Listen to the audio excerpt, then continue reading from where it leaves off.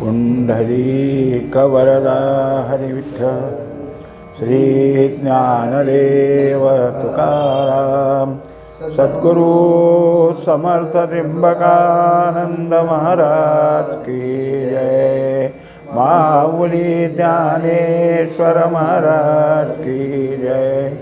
जगद्गुरु तुकाराम महाराज की जय। श्री गुरुदेव दत्त।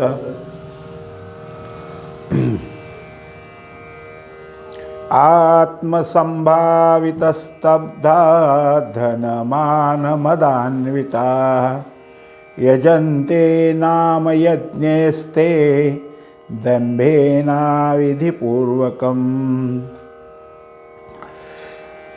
16व्या अध्यायातला हा 17वा श्लोक आहे। आसुरी लोक त्यांचा जो स्वभाव आहे त्याचं स्पष्टीकरण चाललंय। हे स्वतःला फार मोठं कोणीतरी आपण आहोत असं स्वतःला मानत असतात आणि त्यामुळं स्वतःच्या ठिकाणी त्यांच्या ताठरपणा असतो, गर्व असतो एक प्रकारे। शिवाय धन आहे, मान आहे, ह्या मदानं ते अगदी काय आहे, मदोन्मत्त झालेले आहेत असे असणारे। आणि यज्ञ ह्या नावापुरताच यज्ञ करायचा नाही, नुसतं यज्ञ यज्ञ यज्ञ असं जे म्हणत राहायचं, तो यज्ञ का करायचा नाही तर काय नाही करायचं, त्याची घमेंडच। आणि करायचं ठरलं, जर करायला लागले तर त्याला काय नाही, नुसतं यज्ञ। कारण तो कसा आहे, अविधिपूर्वकम, म्हणजे त्याला विधीच नाही, विधीच्या विरुद्ध करायचा, मग तो कसला यज्ञ असे हे। तैसे आपणया आपण मानिता महंतपण फुगती असाधारण गर्वे तेणे। आता हे जे काही आहे तर स्वतःच्या स्वतःलाच आपण कुणीतरी फार मोठे आहोत। आता मोठेपण म्हणजे कशातलं, हे काही नाही त्यांच्याकडं, ज्ञानाने मोठे का आचरणाने मोठे हा तर विषयच नाही। पण मोठं म्हणजे कशात तर काही नाही, स्वतःच्या गैरसमजुतीतला मोठा। हे सगळं जग आहे हे कसं आहे, तुच्छ आहे आणि मीच एक आहे असा जो काय आहे, त्या गर्वानं त्याच्या ठिकाणच्या असलेल्या गैरसमजुतीनं तो फुगलेला आहे। आणि ह्याच्यामध्ये त्याच्या ठिकाणी असलेली जी काही घमेंड आहे किंवा जो ताठरपणा आहे त्या तो सगळ्याला असं काय करत असतो, तुच्छ लेखतो। मग लवणेण ती कैसे आटिवा लोहाचे खांब जैसे का उधवले आकाशे शिळाराशी। आता त्याच्या ठिकाणी कसं आहे तर जसं ओतीव लोखंडाचा खांब असावा, तो ओतीव का म्हणायचं तर तो चांगला असतो, त्याचं लोखंड असं सामान्य नसतं, चांगल्या धातूचं तयार, म्हणजे चांगल्या प्रकारचे त्यातली घाण काढून टाकून ते तयार केलेलं लोखंड। असा लोखंडाचा खांब कशाने तरी लवतो का? माऊलीने 13व्या अध्यायात म्हणले की लाटणे ऐसा न लवे तसा हा। आणि तो या ताठरपणामध्ये जसा एखादा पर्वत असतो, शिळाराशी म्हणजे पर्वत आहे मोठा, पहाड म्हणू आपण त्याला म्हणतो तो माझ्यापेक्षा कमीच, मीच तुझ्यापेक्षा श्रेष्ठ आहे। तैसे आपुलिये बरवे आपणची रिजता जीवे त्रणाही होनी आगवे मानिती नीच। तेव्हा हे सगळं जरी काय असलं तर त्याला कोणी मान्यता दिली, कसलं तरी त्याला काय आहे की प्रमाणपत्र दिले असं अजिबात नाही। त्यांनीच ठरवलं मी मोठा आणि मी मोठा असा त्याच्या ठिकाणचा जो समज आहे, त्याची घोकणी त्यातच तो खुश आहे। मी मोठा आहे म्हणण्यात त्याचं खुशपण आहे। मग त्याच्यात काय करतो, इतराला तुच्छ लेखतो सगळ्याच बाबतीत। माझं कुळ श्रेष्ठ, माझी जात श्रेष्ठ, मी सगळ्या गावातला श्रेष्ठ, अनेक गोष्टीत मी श्रेष्ठ असं म्हणत राहत दुसरे जे कोणी असतील त्यांना जर काही असेल तर तृणाहुनी म्हणजे अगदी गवतापेक्षा सुद्धा तुच्छ आहे तुम्ही असं दुसऱ्याला समजत असतो। वरी धनाचिया मदिरा माझोनी धनुर्धरा कृत्याकृत्य विसरा सवते केले. आता जर काय असेल तर त्याच्याकडं जे काही धन आहे, काल मागच्या श्लोकात आपल्याला झालं की ह्यानी काय असं नीतिमत्तेनं गोळा केलेलं धन नाही. तो काय करतो आहे तर कुणी असो, मागच्या ह्याच्यातच पाहिलं आपण की जवळचा असो नाही तर परका असो, कोणत्या पद्धतीनं असो त्याच्याकडचं धन आणायचंच. म्हणजे हा कसा आहे तर अगदी म्हणजे दरोडेखोरच, फक्त काय आहे की हत्यार न घेता दमदाटी करून पैसे गोळा करतो, आणखीन काहीतरी करतच राहतो. असं त्याच्याजवळ जमा झालेलं धन आहे. आणि त्या धनानं हा काय झाला, उन्मत्त झाला आहे. आता त्याला त्यांनी उदाहरण दिलं की मदिरा पेलेला कसा उन्मत्त असतो. मग काय आहे की दुसऱ्यालाच सांगतो, जा रे सांग मी राजा आलो. आता तो काय कशात तर मग मी राजा आलोय सांग असं म्हणणं जर तसं त्याचं उन्मत्त असतो तो, तसा याच्या धनानं हा उन्मत्त आहे. आणि त्या माजरेपणानं काय करावं लागतं काय करू नये याचा तर विचार नाहीच नाही. पण त्याचं जर काही असेल तर कोणतीच गोष्ट मानायची नाही. जे काही पूर्वीच्या परंपरा आहेत रूढी ते नाही. नवीन कुणी काही वडीलधारी माणसं सांगायला गेली ते मानायचं नाही. आणि दुसरे जे काही असेल तेही नाही. म्हणजे असं कोणाशी विचारतोय कसं असावं तर कसं करावं, कशाचंच काही नाही असा तो असलेला. आणि त्याच्या ठिकाणी काय आहे की हे सगळं जे विचार ज्याला म्हणतो का नाही, काय करावं लागतं आणि काय करू नये, ज्याला विधी आणि निषेध असं ज्या कृत्याच्या मागं म्हणले, हे तर ह्याच्याजवळ काय आहे त्याला दूरच ठेवलं आहे त्यांनी. त्याच्या ठिकाणी त्या शास्त्र विचाराचा तर काही संबंध नाही. जया अंगी आयती ऐसी तेथ यज्ञाची गोठी कायसी तरी काय काय पिसी न करती गा. तेव्हा ह्या सगळ्या गोष्टी त्याच्याजवळच आहेत. कोणत्या वरच पाहिले आपण की नुसतं काय आहे स्वतःच्या ठिकाणी आपण मोठा हे एक बोलणं, त्याच्या ठिकाणी असलेला ताठरपणा आणि त्याचं धनाचा मद, हे जे काही त्याच्याजवळ आहे त्यामुळं त्याच्याच घमेंडीत तो काय करत असतो. ज्याला त्याला आता आपण यज्ञ करणार आहे, आता यज्ञ करणार आहे, आमचा आता यज्ञाचा मुहूर्त काढायचाच आहे, कोणाला तरी आम्ही आणणार आहे यज्ञ करण्यासाठी, असं काय करत असतो तो सगळ्याला सांगत सुटतो. पण हे सगळं जर काही त्याचं असेल तर लोकाला आपलं भुलवण्याकरता त्याचं चाललेलं आहे. म्हणोनी कोणे एके वेळे मौढ्य मद्याचे निबळे यागाचीही टवाळे आदरिती. एकंदरीत काय आहे की हा सगळा असा काय मला यज्ञ करायचा मी करणार आहे म्हणणारा थोडं तरी काही दिशा दाखवावं लागते ना. मग काहीतरी जागा साफसफाई करायची, इथे यज्ञ करायचा आहे म्हणून मंडप लावायचा, वरचं छत, हे असं काहीतरी करून दाखवायचं.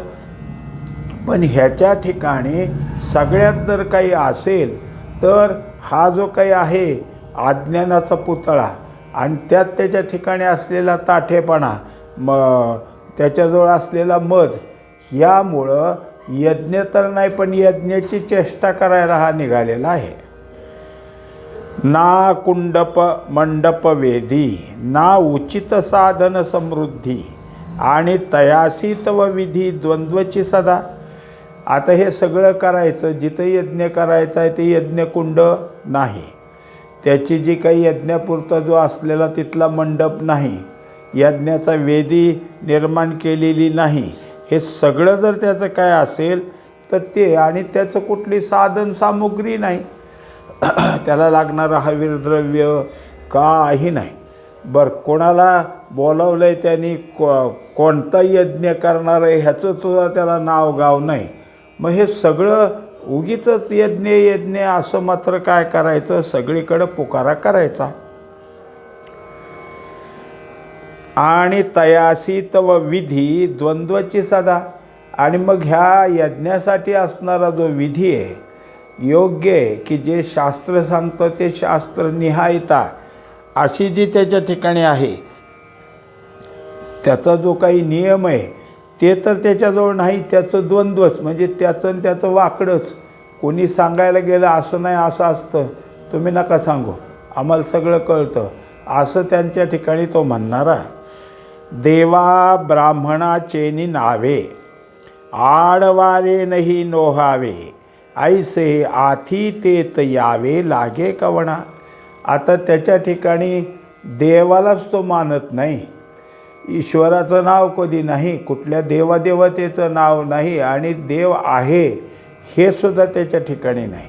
मग ब्राह्मणाला तरी कुठलं मानतोय? ब्राह्मणाचं नाव कोणी सांगितलं, कुठं पुढं निघालं तर ह्याला लगेच काय होतं की ते लगेच क्रोधाला जातो, कशाला नाव घेतलं त्यांचं, काय त्यांच्या वाचून आपलं नडलं आहे असं म्हणणारा तो. मग त्यांचा वारासुद्धा जवळून जाऊ देत नाही, देव ब्राह्मण यांच्या नावाचा वारासुद्धा तिथून जाऊ देत नाही. मग त्यांना बोलवल, मग त्यांच्याकडून काय करून घेईल हे कुठलं आले? आणि हे तरी असल्याच्या घरी कशाला जातात? जे काही असेल ते पाहतात की हे काही नाही खरं, मग काही कारण सांगतील, आम्हाला काय अडचण आहे, काय आहे, काही असो, पण त्याच्याकडे जायलाही ते तयार व्हायचे नाहीत. पै वासुरवाचा भोकसा, गायी पुढे ठेवून जैसा, उगाणा घेती क्षीररसा बुद्धिवंत. आता त्याला उदाहरण दिलं आहे. हा जो काही ज्यांच्याकडं जायचा आहे, आम्हाला काय करायचं, यज्ञ करायचं आहे तुम्ही या म्हणायला, तो कसा करतो ते आता पुढच्या ह्याच्यात एक दृष्टांत देतात की जसं वासरू असतं, शक्यतो म्हैशीच्या बारीक असलेल्या पिल्लाला, रेडकाला काय करतात की ते मृत होतंच, आणि मग त्यातलं सगळं काढून त्याचं जे काही आहे नुसतं शरीर त्यात भुस्सा भरायचा आणि ते म्हशीपुढं नेऊन ठेवायचं. म्हैस आपली त्याला आहे पिल्लू आपलं असं समजून त्याला चाटते आणि पाहणा घालते. हे जसं अतिशय त्याला त्यांनी सांगितलं बुद्धिवंत, आता ही यांची असली बुद्धी, ते त्या गाईला किंवा त्या म्हशीला फसवतात आणि तिच्यापासून पाहणा घातलं की दूध काढतात. म्हणजे मग काही आहे का त्या म्हशीला, त्यांनी काय केलं तर ते तिचं वासरू किंवा रेडकू ह्याचं फक्त दाखवला देखावा, आभास निर्माण केला आणि काढलं. तसं ह्या देवाने ब्राह्मणाला आभास निर्माण करायचा, तुम्ही या, कोणी तुम्हाला इतकी दक्षिणा दिली नसेल इतकी मी देणार आहे, भरपूर आहे, तुम्ही नुसतं काय मागायचंच, आता काय देऊ का तुम्हाला लगेच, आता द्या तुम्ही म्हणत असता तर देतोच, पण मी आता बरोबर नाही आणलं, मी आल्यावर देतोच, असंही काही म्हणणार. पण त्याच्या ठिकाणी त्यांना फसवणं हा त्याचा अत्यंत मनातला विचार आहे. तैसे यागाचेनी नावे, जगवावो निहावे, नागविती आघवे आहेरा वारी. आता दुसरी गोष्ट काय, यज्ञ करायचा आहे म्हणून मग वर्गणीची पट्टी चालू करायची ज्याच्या त्याच्या घरी, आणि हे ऐच्छिक कुठलं आले, इतके दिले पाहिजेत, तुम्हाला काय तुम्ही दिलेच पाहिजेत, ह्या यज्ञाचं श्रेय तुम्हालाच जाणार आहे सगळं, तुमचे सगळ्यांची जी काय असेल त्या वर्गणीचं यज्ञाचं पुण्य तुमच्याकडं जाईल, तुम्ही द्या, तुम्ही इतके द्या, तुम्ही तितके द्या. आणि नाही तो जर म्हणला तर का नाही देत, दिलेच पाहिजेत, का नाही देत असं म्हणून काय आहे त्याच्याशी भांडण काढायचं, पण तेवढे पैसे त्याच्याकडून काढायचे. इतकं सगळं झालं मग ते नुसतंच आपला देखावा चालू करायचा आणि तिथून काय करायचं, लगेच सगळीकडं सगळ्या माणसात सांगायचं की असा यज्ञाची सुरुवात आहे. पहिल्या दिवशी जे कोणी असतील त्यांनी आपले आहेर आणावेत, आहेर आणून त्यांनी आपलं पहिला दिवस आमचा मान करावा, मग दुसऱ्या दिवशीचा दुसरा आहेर कोणाला आणायचा तो आणावा. म्हणजे त्यांनी ह्या यज्ञाच्या पाठीमागं वर्गणीचे पैसे जसे गोळा केले तसे आहेरही त्या ठिकाणी गोळा करण्याचं ठरवलं. ऐशा काही आपुलिया, होमिती जे उजरिया, तेणे कामिती प्राणिया सर्वनाशू. अशा तऱ्हेनं हे जे काही यज्ञाचं किंवा होमाचं नाव सांगतात त्याच्यातून जर काही असेल तर काही नाही. आणि जर ह्यांनी त्या यज्ञाची काही सुरुवात केली असेल तर त्या यज्ञामधला असा काही विधी आहे हे तर त्याला माहीतच नाही, पण ह्यानीच ठरवलं आहे असं असं असतं. म्हणून बाकीचे जे काय असतील ते जीव गोळा करायचे आणि त्यांचा बळी द्यायचा. म्हणजे हा असा जीवनाश त्या ठिकाणी तो करत असतो.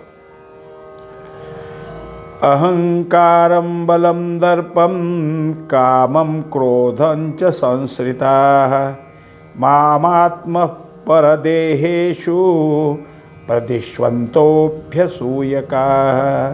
आणखीन काय आहे?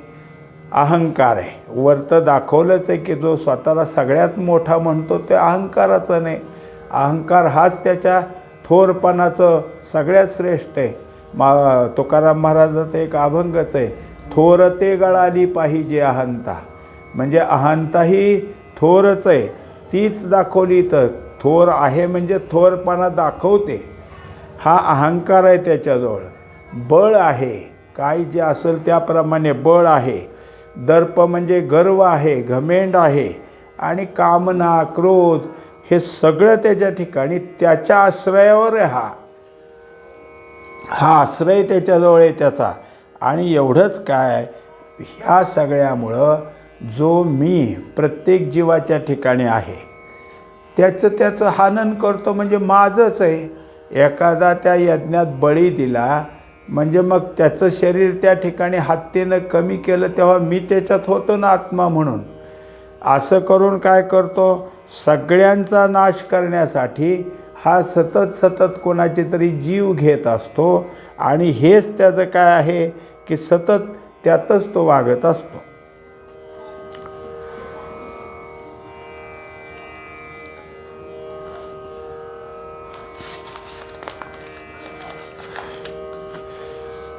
मग पुढा भेरी निशाण लावोनी ते दीक्षितपण जगी फोकारिती आपण वावो वावो.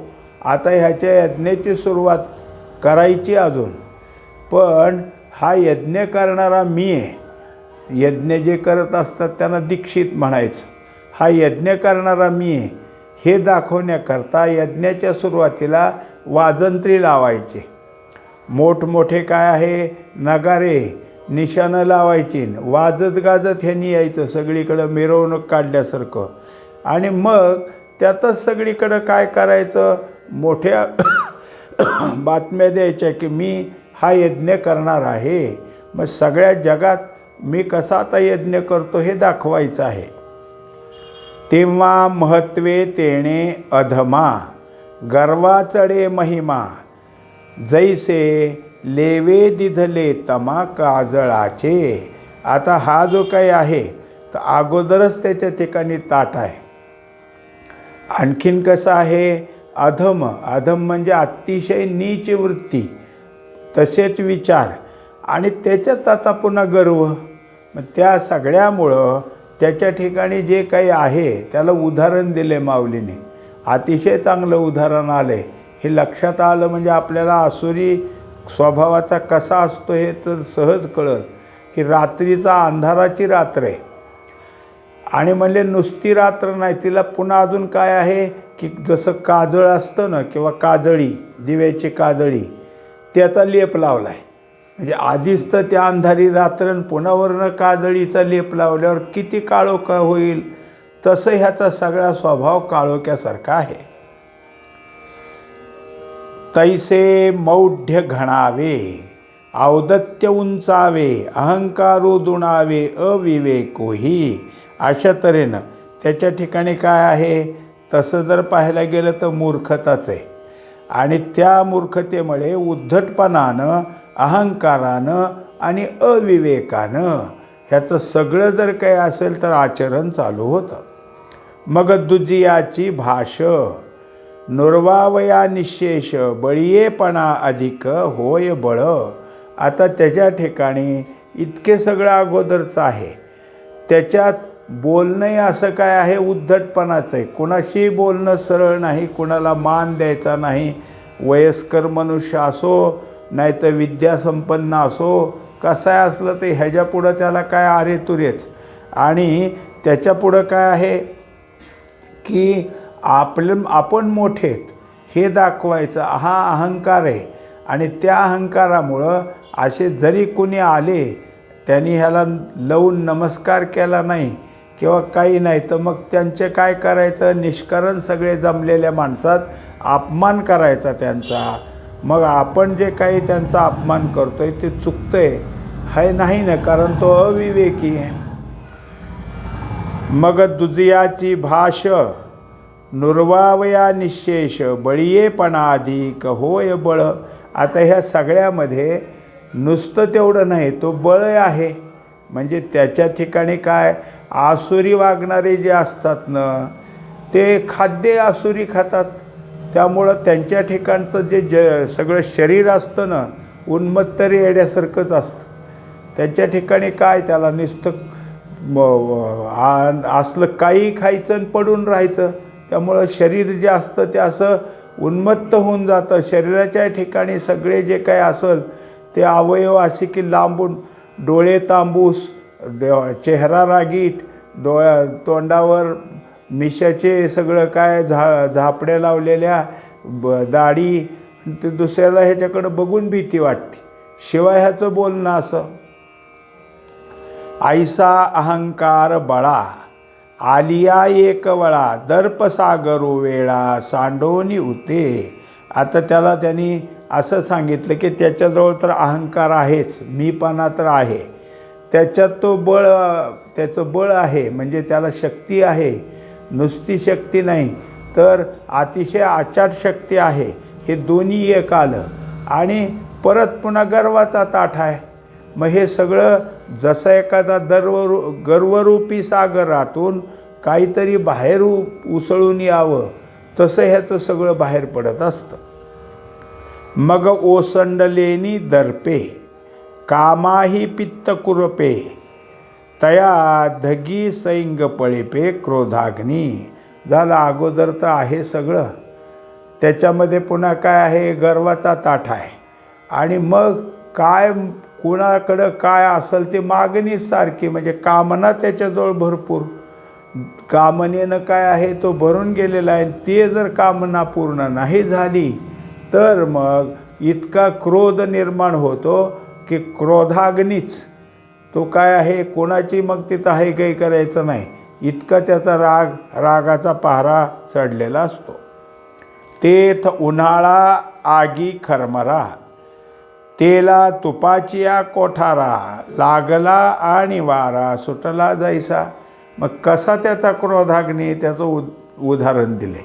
उन्हाळ्याचे दिवस आहेत, सगळीकडं गवत वाळून गेले, अगदी कमरे इतकं उंच, त्याच्यापेक्षा खाली असलं तर ते गवत सगळं वाळलेलं, तशी थप्पी. त्या गावतात कुठलं तरी तूप नाही तर तेल येऊन सांडले आणि त्याला लागली आग. म्हणजे असा काही भडका उठेल, त्याच्या ज्वाळा उठतील, त्या जशा आहेतच. पण तेवढ्याहून थांबलं नाही माऊलीने त्याच्या पुढचं उदाहरण, तेवढ्यात वारा सुटला आहे. मग तर काय आहे की हे वाळलेलं तर जाळेलच, पण पलीकडं वलं असेल तरी ते जळलं जाईल. तैसा अहंकारू बळा आला दर्पू काम क्रोधी गुढला या दोहीचा मेळू झाला जयाच्या ठाई. तेव्हा हे सगळेच आहेत, अहंकार आहे, बळ आहे, दर्प आहे, कामना आहे, क्रोध आहे. इतकं सगळं मिळून घेऊन तो जो काही वागतोय, म्हणजे त्याचं शरीर अमुक एका गुणाचं आहे, फक्त अहंकाराचं आहे, फक्त बळाचं आहे असं नाही, हे सगळेच त्यात ठासून भरलेले आहेत लक्षणं, असं त्याचं शरीर आहे. ते आपुलिया सवेशा मग कोणी कोणी हिंसा या प्राणिया ते वीरेशा न साधिती गा. तेव्हा मग तो जो आहे त्याच्या ठिकाणी स्वतःच्यासाठी कोणत्या कोणत्या हिंसा करायच्या ह्याला काही धरबंद नाही. स्वतःसाठी ते सांगतात वीरेशा, म्हणजे हे अर्जुना, तो स्वतःसाठी काहीही करील. कोणाचा म्हणजे काही ठिकाणी कसं आहे की यज्ञ या करणारे जे हिंदू असतात ते बळी त्या यज्ञाचा जर भाग असेल तर त्याला कोणता कसलं आणावं अजा ते ठरवतात ना. यांच्या दृष्टीनं गाईचा सुद्धा हा वध करायला तयार आहे. इतका हा काय आहे विचित्र वागणार आहे. पहिले तव धनुर्धरा आपुलिया मांस रुधिरा वेचू करती अभिचारा लागोनिया. आता ह्याचा यज्ञ म्हणजे आभिचारी यज्ञ. आभिचारी म्हणजे काय, कोणाला काय करण्याकरता जे यज्ञ केले जातात त्या व्यक्तीला त्याचा त्रास व्हावा म्हणून असतं. असे जे आभिचारी यज्ञ आहे त्याला जारण मारण म्हटलं जातं. ते सगळे यज्ञ ते सुरुवातीला काय असतं, जो यज्ञ करणार आहे त्यांनी स्वतःचंच रक्त त्यात टाकायचं असतं. कुठंतरी जसं इकडच्या होमामध्ये तूप टाकतात तसं ह्याने रक्तच टाकायचं, दुसऱ्याचं नाही, स्वतःचं काढून टाकायचं. कुठंतरी चिरफाड करायची आणि टाकायचं. आणि पुन्हा मांसही टाकायचं, ते पण कुठलं तरी पायाचं काप, दुसऱ्या पायाचं काप, आणखीन काहीतरी काढ आणि ते मांस टाकायचं, रक्त टाकायचं. आणि ते त्या सगळ्या यज्ञातली जी देवता आहेत, कनिष्ठ प्रकारच्या देवता, त्यांना प्रसन्न करून घ्यायचं.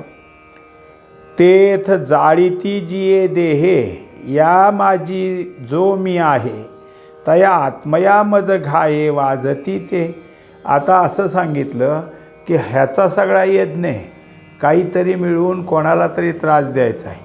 त्याच्याकरता सुरुवातीला त्याने स्वतःचं रक्त, स्वतःचं मांस जरी जाळलं असलं तरी शरीराला कुठले को होईना इजा करताना, जखमा करताना काहीतरी होत असेल ना, काही त्रास होतच नसेल असं आहे का? मग हा जो त्रास झाला तो मला झाला ना, कारण मीच त्याच्या शरीरात आहे.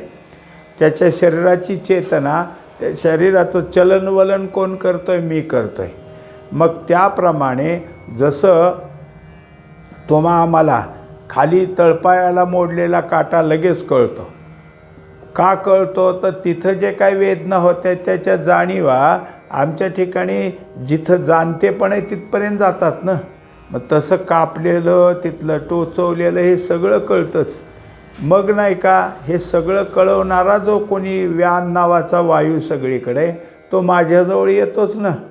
त्यामुळं मलाही त्याचं काय आहे दुःख होतं. आणि अभिचारिकी तिही उपद्रवी जे तुले काही तेथ चैतन्य मी पाही शिणू पावे. आता हा कसा आहे, तर ह्याचा जो यज्ञ आहे मग काय असतं त्यात एवढ्यावर नाही, मग त्या अभिचारिकेमध्ये आणखीन ज्या काही हिंसा आहेत त्यांना सगळ्याला उपद्रव करतोच ना हा. मग त्याच्यामध्ये काय आहे की काळी चिमणी, कुठं काळं मांजर, कुठं आणखीन काही हे जे काही त्यांच्या दृष्टीनं त्या यज्ञात लागत असेल ते आणायचे आणि बळी द्यायचेत.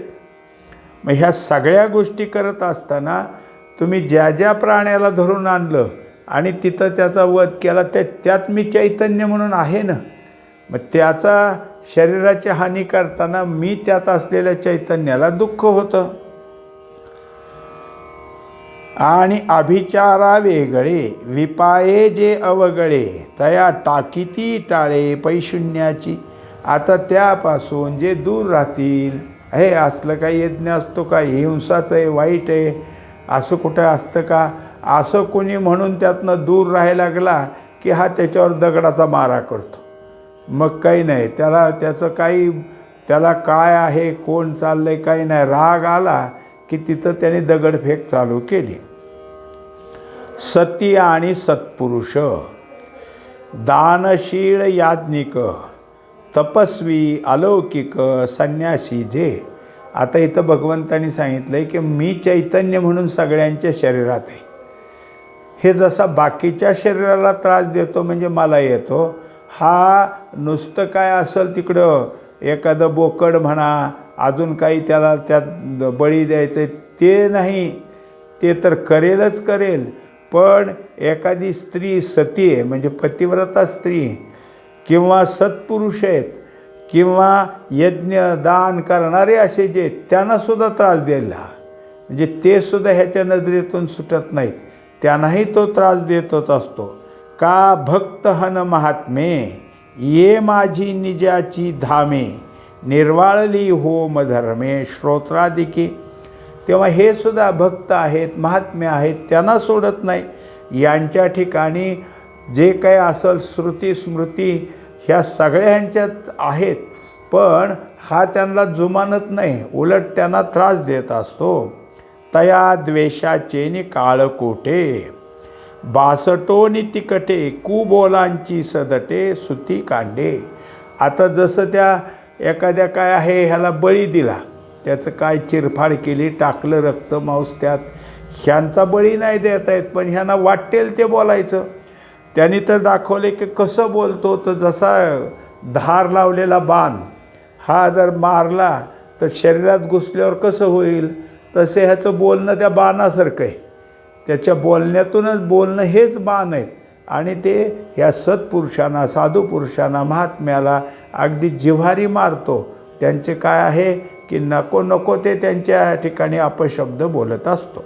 पुंडलिक वरदा हरी विठ्ठल, श्री ज्ञानदेव तुकाराम, सद्गुरू समर्थ त्र्यंबकानंद महाराज की जय. माऊली महाराष्ट्र महाराज की जय. जगद्गुरु तुकाराम महाराज की जय. श्री गुरुदेव दत्त.